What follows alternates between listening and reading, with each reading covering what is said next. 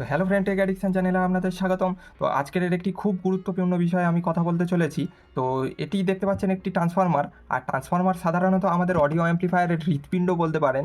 যে এটি ভালো হলে যত ভালো হবে ততই অডিও অ্যাম্প্লিফায়ারের পাওয়ার তত স্টেবল বা ক্ল্যারিটি ততটা বাড়বে। আর তারপরে আমি আজকের এই ট্রান্সফরমারের ভালো গুণ এবং খারাপ গুণ, মানে ভালো খারাপ কিভাবে বুঝবেন আপনারা, তো তার একটি প্রাথমিক একটি নলেজ আপনাদেরকে দেব। তো ভিডিওটি যদি ভালো থাকে অবশ্যই একটি লাইক করে দেবেন। তো চলুন শুরু করা যাক।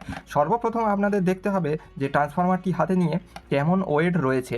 তো এখানে যদি ধরুন এটি 30-05 অ্যাম্পিয়ার ট্রান্সফরমার, তো এটি 2 কেজির আশেপাশে, অর্থাৎ 2 কেজির কম এর ওয়েট হওয়া দরকার মিনিমাম।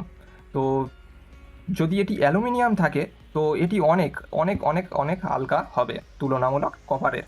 তো সর্বপ্রথম আপনাদেরকে দেখতে হবে হাতে নিয়ে যে এর জিনিসপত্রের ম্যাটেরিয়াল কোয়ালিটি কেমন রয়েছে, আর এর কোরগুলো কেমন রয়েছে, কোনো জং ধরে আছে কিংবা আলগা রয়েছে কি না। এই কোরগুলো আলগা থাকলে একটি নয়েজ দিতে থাকে, তো তার সেটি একদমই ভালো নয়।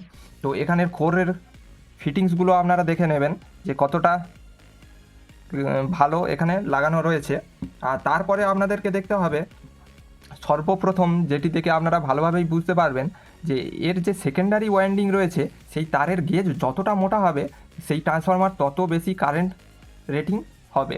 অর্থাৎ যেহেতু এটি দেখতে পাচ্ছেন 30-35 অ্যাম্পিয়ারের একটি ট্রান্সফরমার, তো এখানে তারটির গেজটা দেখে বোঝা যাচ্ছে যে এটি খুবই তুলনামূলক সরু। তো এটি ম্যাক্সিমাম 4 অ্যাম্পিয়ারই আউটপুট এ দিয়ে থাকবে, তার বেশি আশা করি দিতে পারবে না। তো এখানে 12-0-12 1 অ্যাম্পিয়ার দেওয়া রয়েছে। এর তারও আপনারা ক্যামেরায় দেখা যাচ্ছে কি জানি না, খুবই সরু, এখান দিয়ে একটি তার গেছে। তো এটি ম্যাক্সিমাম 800 মিলি অ্যাম্পিয়ারই দিতে পারবে। তো এই তারের থিকনেস যতটা বেশি হবে কারেন্ট রেটিং সে ততটাই নিতে পারবে। তো আমি এটি 30-30 ট্রান্সফরমার আমি নেটে সার্চ করে দেখেছিলাম যে 30-30 আর 5 অ্যাম্পিয়ারের ট্রান্সফরমার কতটা মিনিমাম ওয়েট দেওয়া হতে পারে। তো আমার চ্যাট জিপিটি ওয়েট দেখিয়েছিল 1.8 কেজি। তো দেখা যাক এটি কত কেজি ওয়েট হয়। তো আমি দেখতে পাচ্ছেন এটি একটি ডিজিটাল স্কেল, যেটি আমি কলকাতা থেকে এনেছিলাম, এর ভিডিও আমার চ্যানেলে দেওয়াই রয়েছে। তো আমি এটা মেপে নেব কত কেজি। আর এখানে আমি লক অন করে দিলাম যে যতটা ম্যাক্সিমাম কেজি হবে এখানে লক হয়ে যাবে। তো আমি এটি মেপে নেব।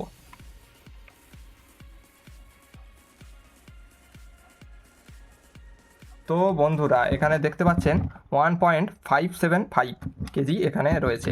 তো এই ট্রান্সফরমারটি যতই খারাপ হোক না কেন এটি কপার ওয়াইন্ডিং দেওয়া রয়েছে।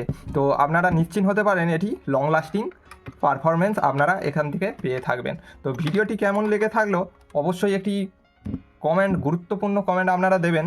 তো ভিডিওটি ভালো লেগে থাকলে অবশ্যই একটি লাইক এবং চ্যানেলটি সাবস্ক্রাইব করে সাথে থাকবেন। ধন্যবাদ।